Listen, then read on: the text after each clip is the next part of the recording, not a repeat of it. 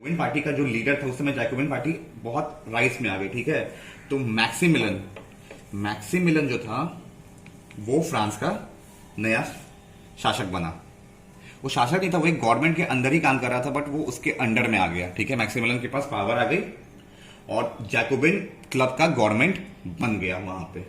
और ये भी ज्यादा दिन तक नहीं चला, फिर ये बस 1793 से 1794 तक ही चल पाया, बस उसके बाद खत्म हो गया। और इस पीरियड को हम लोग रेन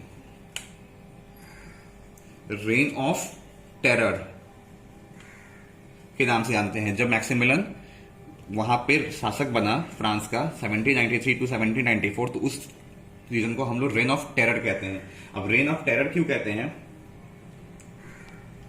क्योंकि इसने जब सत्ता संभाली, जब ये वहां पे बैठा सत्ता पे सबसे टॉप पोजीशन पे मैक्सिमिलन, तो इसने क्या किया कि जो भी लोग इसके दुश्मन थे, जो भी लोग से लगता था कि इसे दुश्मनी है, वो उसे सजा देना शुरू कर दी है। तो सजा किसे किसे था? सेकेंड स्टेट जो कि नोबेलिटी थे, राजा तो मर गया था, बट जो उसके मंत्रीगण थे ये सब थे। फर्स्ट स्टेट क्लर्की जो थे, तो चर्च के लोग, ठीक है, ये हुआ, ठीक है, चर्च के लोग के साथ। अब क्या था कि जैसे कि थर्ड स्टेट में, और ये अपने थर्ड स्टेट के जो कि इसके खुद के लोग थे उन्हें भी सजा देने लगा। जो फार्मर्स और छोटे छोटे लेबर्स हुआ करते थे उन्हें भी सजा देने लगा, मतलब अपने ग्रुप की कम्युनिटी को भी सजा देने लगा, ठीक है। और ये सजा कैसे करता? सजा देने का तरीका भी इसका बहुत यूनिक था, ठीक है। जो भी लोग इनके खिलाफ जाते थे ना, उसे गिलोटीन की सजा दी जाती थी। क्या? गिलोटीन। अब गिलोटीन क्या है? तो गिलोटीन कोई फ्रेंच वर्ड नहीं है, ये एक्चुअली में एक, आपने देखा होगा किसी मूवीज में भी, ठीक है, दो पोल्स होते हैं कुछ इस तरीके से, ठीक है। यहां एक ब्लेड होता है, यहां पे एक जगह होती है, बीच में सर रखने का जगह होता है, और यहां ये होता है। अब तो आप समझ ही गए हो क्या, कि बीच में सर रख के ऊपर से ब्लेड को गिरा दिया जाता था और सर को अलग कर दिया जाता था। यही गैलोटीन थी। इसी गैलोटीन की सजा लोग देने लगे उसे, ठीक है ना। अब जब मैक्सिमिलियन फ्रांस का नया शासक बना, तो उसने बहुत से चेंजेस ला दिए वहां पे, बहुत क्विक चेंजेस, एक साल के अंदर में ही। और ये आपका क्वेश्चन हो सकता है 5 मार्क्स का, कि what changes that Maximilian gift the France में ऐसे कौन कौन से चेंजेस आए थे। तो हम उसी चेंजेस के बारे में अभी देखेंगे, या फिर वो नए रूल्स, चेंजेस और रूल्स इशूड बाय मैक्सिमिलियन, वो क्या क्या थे, ठीक है।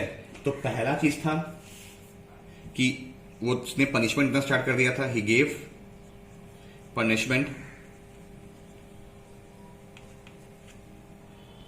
punishment to the people who found guilty in his mind। वो उसके नजरिए में जो लोग गलत थे उन्हें सजा देता था। दूसरा क्या था? उसने सेटअप कर दिया था, सेटेड अप द लिमिट, या आप लिख सकते हैं अगर आपको लिखना है तो, limit of wages and salary. जो सैलरी मिल रही थी या जो वेजेस मिल रहे थे, उसका एक लिमिट सेट कर दिया था उसने, ठीक है। लिमिटेड अमाउंट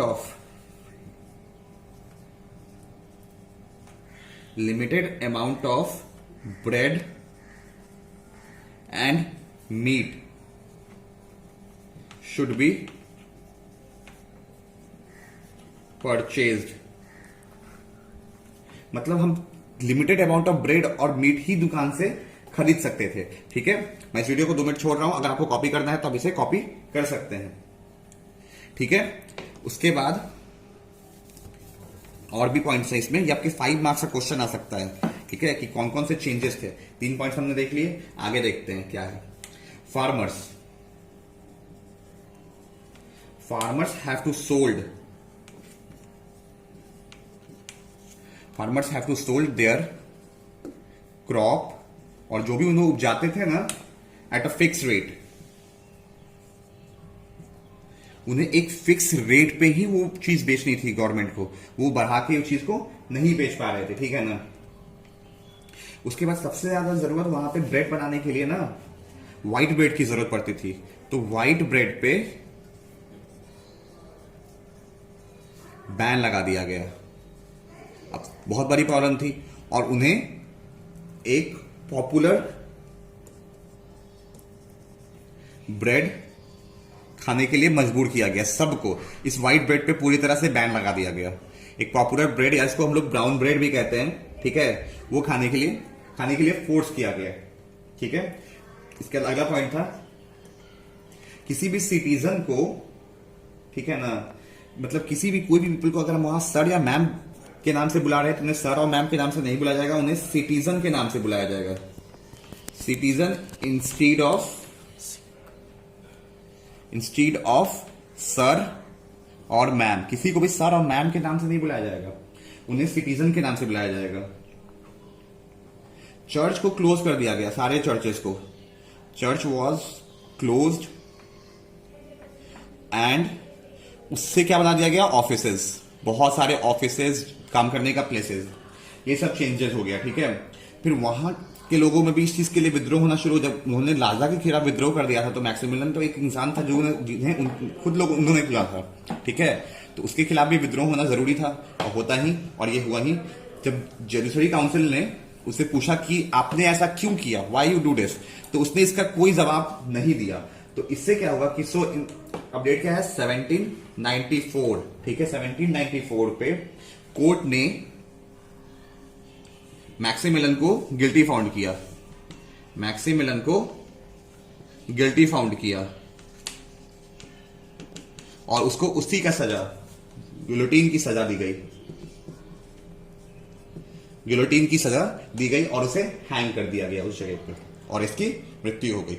फिर उसके बाद काफी ज्यादा पॉलिटिकल चेंजेस आते रहे टाइम टू टाइम, ठीक है, और बहुत ज्यादा चेंजेस होने के बाद, ठीक है,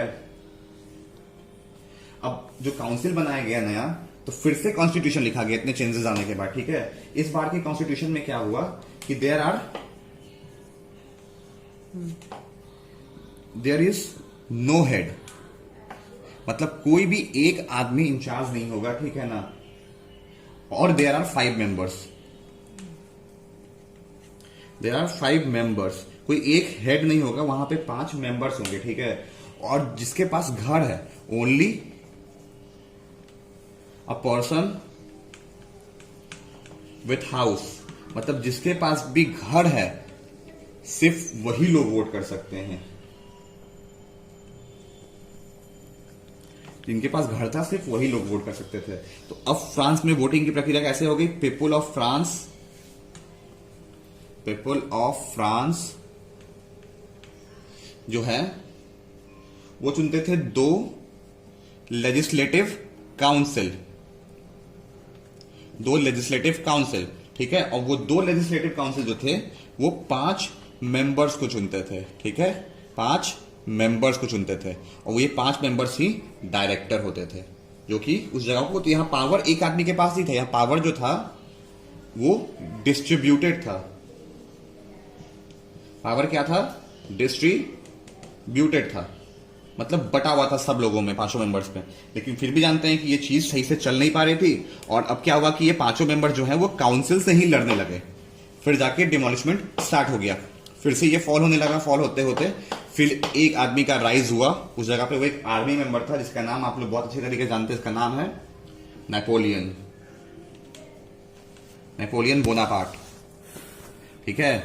इसके बारे में हम लोग नेक्स्ट वीडियो में देखेंगे।